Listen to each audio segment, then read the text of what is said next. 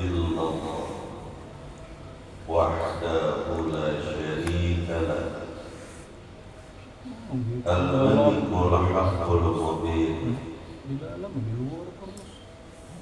رب المشرقين ورب المغربين رب السماوات والأرض وما بينهما رب العالمين رب العرش العظيم رب العرش الكريم وأشهد أن محمدا رسول الله لا نبي بعده صادق الوعد الأمين أرسل الله له رحمة للعالمين بشيرا ونذيرا وداعيا إلى الحق بإذنه وسراجا منيرا اللهم صل وسلم وبارك على سيدنا ونبينا ومولانا محمد وعلى آله وصحبه ومن تبعهم بإحسان إلى يوم الدين وبعد. Bapak-bapak, ibu-ibu, hadirin dan hadirat jamaah sholat subuh Masjid Thayyib yang mudah-mudahan kita sama-sama dimuliakan Allah. Puji syukur kehadiran Allah Subhanahu wa Ta'ala yang telah memberikan kepada kita rahmat dan karunia-Nya serta nikmat yang sangat banyak. Selanjutnya salawat dan salam terus kita sanjungkan kepada junjungan tercinta Nabi besar Muhammad sallallahu alaihi wasallam, juga kepada keluarga beliau yang hidup bagaikan bahtera keselamatan, lambang petunjuk ke jalan yang lurus. Kita juga mohonkan curahan rahmat yang diberikan kepada para sahabat Rasulullah. Kita juga mohonkan curahan rahmat yang diberikan kepada para imam madhab, para muqallidin, para hufaz, para mufassirin, para fuqaha, para muhaddisin, para sufiyin, para tabi'in, para wali pemimpin umat, juga kepada guru-guru kita yang mengajarkan kebaikan kepada kita. Kita juga mohonkan curahan rahmat agar diberikan khususnya kepada kedua orang tua kita, baik yang masih hidup ataupun yang sudah meninggalkan dunia yang fana ini. Kita juga mohonkan curahan rahmat agar diberikan kepada orang-orang yang melakukan amal kebajikan, dan mudah-mudahan kita pada subuh hari ini termasuk ke dalam kategori orang-orang yang melakukan amal kebajikan, sehingga kita juga akan mendapatkan curahan rahmat dari Allah Subhanahu wa Ta'ala. Amin ya rabbal alamin. Kembali kita berkumpul di majelis kita ini, di masjid ini, dalam rangka untuk bersama-sama kita belajar, bersama-sama kita memperdalam pengetahuan agama, bersama-sama kita mengulang-ulang pelajaran-pelajaran yang mungkin dahulunya pernah kita pelajari, dalam rangka untuk memantapkan akidah, keimanan, keislaman, dan keihsanan kita.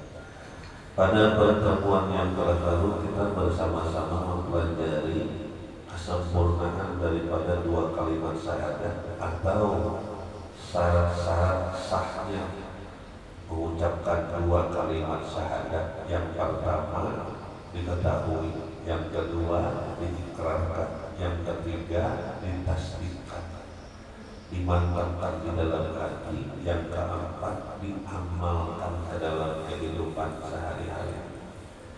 Yang pertama diketahui ada empat, diketahui satu tulisannya, yang kedua diketahui bacaannya, bacaannya harus pas pada pertemuan yang telah lalu. Jangan sampai asadu Allah itu asatu singa, jangan sampai sadu Allah, sadu Allah.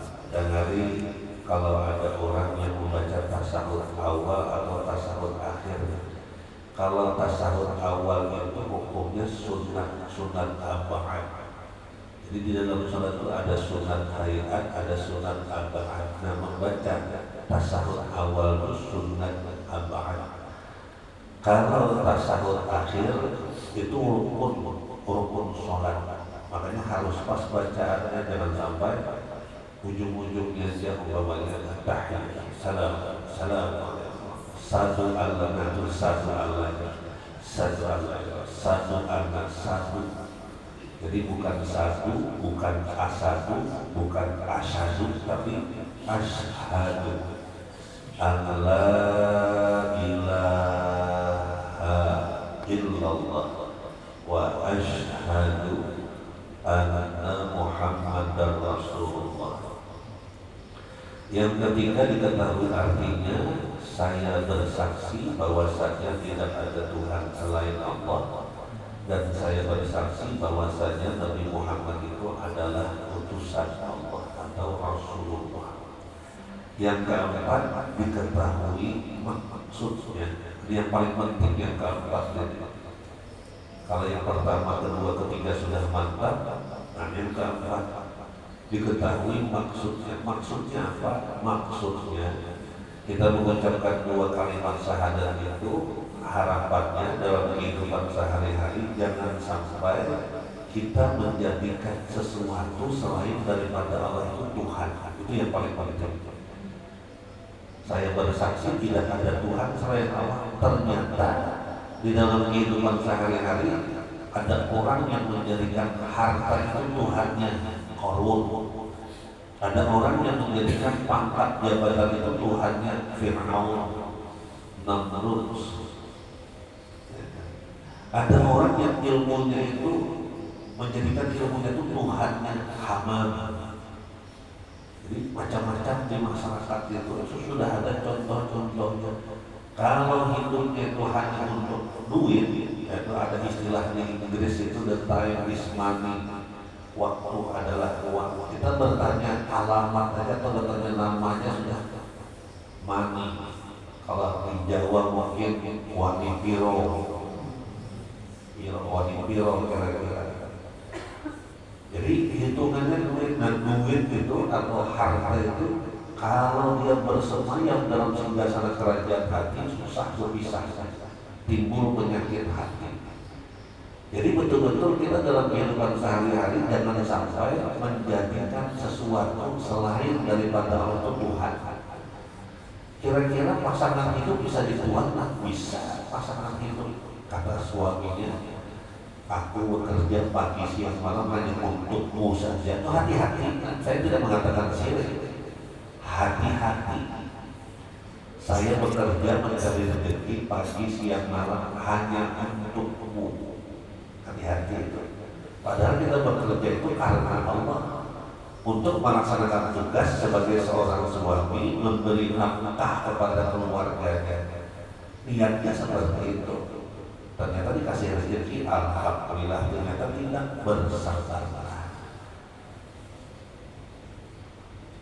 Biasanya orang yang mengatakan aku bekerja hanya untuk engkau saja, biasanya kebanyakannya berdasarkan kalau hikmah Imam Ibnu Athaillah As-Sakandariyah, min alamatil i'timad 'alal amal nuqsan raja 'inda wujudid julal. Ciri orang yang bergantung kepada amal, baik amal lahir maupun amal batin. Ciri orang yang bergantung kepada amal, baik amal ibadah atau amal kebaikan. Ciri orang yang bergantung kepada sesuatu selain daripada Allah, nuqsanur raja. Nuqsan itu kalau diterjemahkan secara tekstual, berkurang harapan. Nuqsanur raja, berkurang harapan. Kalau bahasa mudahnya, bahasa masyarakat itu standarnya itu kecewa. Jadi kecewa itu berkurang harapan pada kapan inda wujudid julal, ketika terjadi sesuatu yang tidak sesuai dengan keinginan dirinya. Contoh yang tadi, saya bekerja pagi siang malam hanya untukmu saja, ternyata ada sesuatu yang tidak sesuai dengan hati saya terhadap istri saya, lalu berpisah, lalu mengatakan menyesal saya membiayainya. Nah, sama anak begitu juga. Abah beritahu lah bekerja pagi siang malam itu dusta sudah itu. Bekerja pagi siang malam, tidurnya gila ya kan? Nah itu emosi biasanya orang yang bergantung kepada amal. Ingat, itu perkataan-perkataan orang yang bergantung kepada amal. Seorang ayah mengatakan, abah itu, bapak ini bekerja pagi siang malam. Satu, bohong sudah ini. Yang kedua, kaki jadi kepala, kepala jadi kaki, tambah bohong lagi itu. Ini perkataan orang yang nuksor roja, kecewa. Yang ketiga, memeras keringat membanting Tuhan, bohong lagi. Bisakah keringat itu diperas, tulang itu dibanting? Tidak bisa. Kenapa? Karena ada keluarganya di rumah itu, istrinya, anak-anaknya tidak menghargai dirinya, tidak menghargai diri ayahnya, lalu berkurang harapan, kecewa. Lalu anak-anaknya tidak hormat kepada dirinya, lalu ada perkataan menyesal saya membiayainya. Nah, ketika terjadi sesuatu yang tidak sesuai dengan keinginan dirinya, kenapa? Karena orang ini bergantung dengan amalnya. Membiayai keluarga itu kewajiban seorang ayah, kewajiban seorang suami, kewajiban wajib hukumnya. Beda dengan akikah, Pak ya, Bu ya. Kalau akikah itu kesunatan orang tua, kesunatan bukan kewajiban.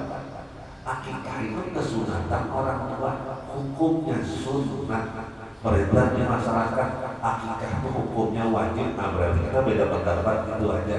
Tidak usah berkencangan kurang leher, tidak usah berdebat, tidak usah berargumen, ya kan?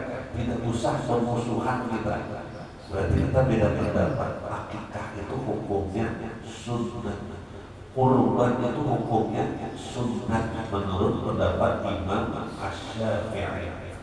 Saya ikut pendapat ini, pendapatnya Imam Asy-Syafi'i, sunat. Antara sunat yang satu dengan sunat yang lain tidak bisa saling menghalangi. Kalau dia tidak berakikah, tidak boleh berkurban, menghalangi berarti kurban itu kesunatan individu, akikah itu kesunatan orang tua, kesunatan. Tapi silakan beda pendapat. Saya yakin yang mengatakan wajib itu dalilnya kullu gulamin murtahatun bi aqiqatihi. Setiap bayi itu, setiap anak itu tergadai dengan akikahnya. Nah, berbeda menafsirkan tergadai berarti. Kita kembali ke sini. Jangan menjadikan segala sesuatu selain daripada Allah itu Tuhan. Ada orang yang menjadikan pangkat jabatannya Tuhan, lalu dia berusaha untuk mendapatkan pangkat jabatan itu dengan menghalalkan segala macam cara. Pangkat jabatan itu jadi Tuhan kalau menghalalkan segala macam cara. Pasangan hidup, kekasih itu bisa jadi Tuhan karena ditolak, dukun bertindak itu jadi Tuhan jadinya. Ya kan? Pasangan, calon pasangan, kekasih. Apalagi ada kata-kata, kalau saya tidak bisa mendapatkan dia, jangan sebut nama saya, hati-hati, itu bisa jadi Tuhan. Dalam kehidupan sehari-hari banyak kalimat-kalimat yang mengandung kemusyrikan, tapi belum musyrik. Seperti jangan duduk di atas bantal nanti. Nah itu dari Sabang sampai Merauke sama itu. Padahal antara bisul dengan bantal, duduk di bantal, itu kalau bahasa mahasiswanya tidak ada korelasinya, tidak ada hubungannya. Kira-kira jangan duduknya sebentar tertibi surat, itu belum syirik, belum, tapi itu bisa syirik, bisa mengandung kemusyrikan, bisa. Kapan mengandung kemusyrikan? Pas anaknya begisul, pas cucunya begisul, tuh Jerman majuan kelak, tuh Jerman majuan kelak, tuh Jerman jual. Nah kenapa hati-hati yang Jerman jual, hati-hati itu ya, hati-hati aja itu bisa mengandung kemusyrikan. Ketika mengatakan tuh Jerman majuan kelak, itu syiriknya wujud itu. Yang pertama tidak wujud, lalu berwujud. Jangan lupa sebentar. Maka dalam istilah usul fikih itu ada qaidah.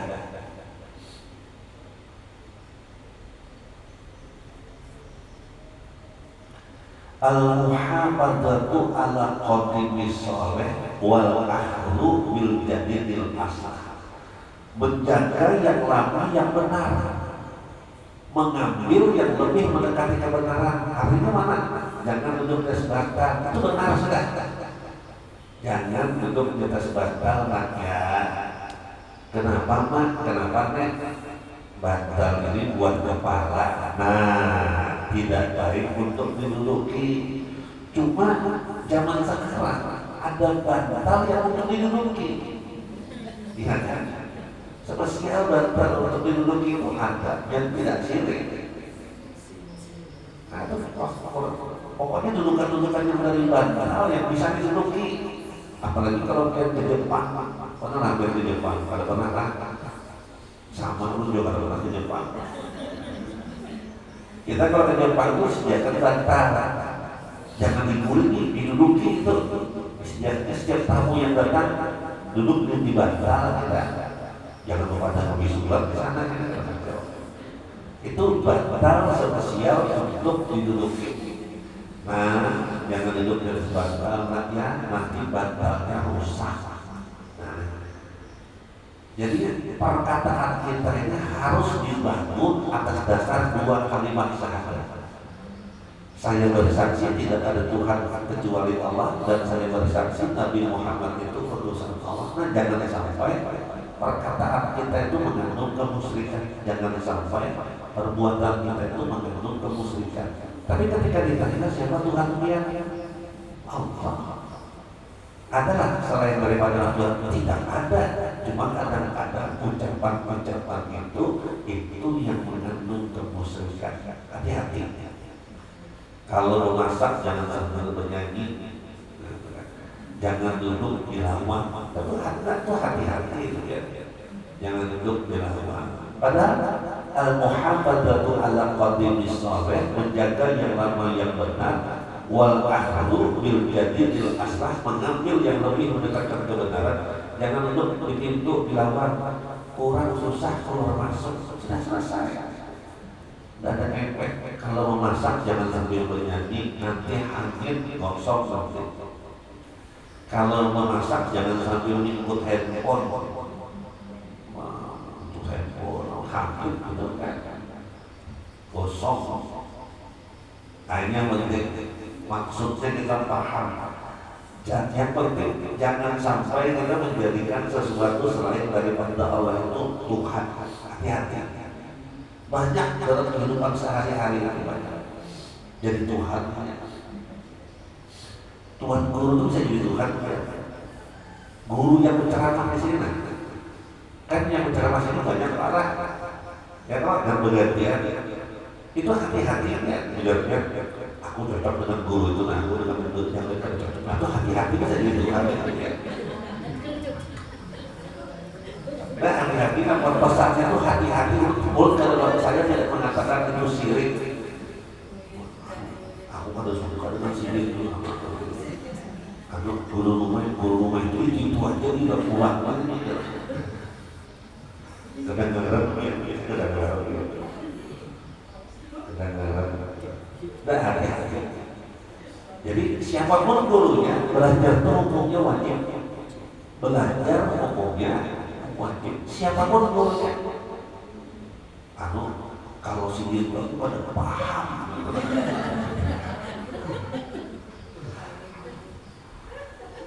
Gak paham aku kalau sudah single itu kemana-mana. Pokoknya karena setiap guru itu punya karakter. Setiap guru itu punya karakter.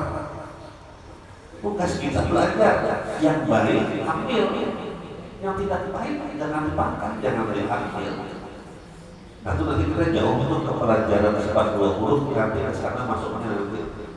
Habis itu tauhidul amal, tauhidul sifat. Nah tauhidul sifat nanti itu memandang yang berbicara di depan itu beserta Allah, maka lenyaplah yang berbicara di depan dengan dirinya sendiri, sehingga apapun yang dibicarakan oleh yang di depan ini tidak merusak mata hati kita. Nah itu sampai ke sana nanti kita. Jadi siapapun gurunya kita belajar hukumnya wajib.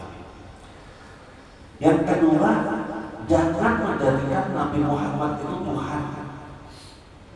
Jangan ada ulama yang mengatakan janganlah kalian menjadikan Nabi Muhammad itu Tuhan kalian, sebagaimana umat Nabi Isa itu menjadikan Nabi Isa itu Tuhannya, sebagaimana umat Nabi Musa itu menjadikan Uzair itu Tuhannya, Uzair ibnullah.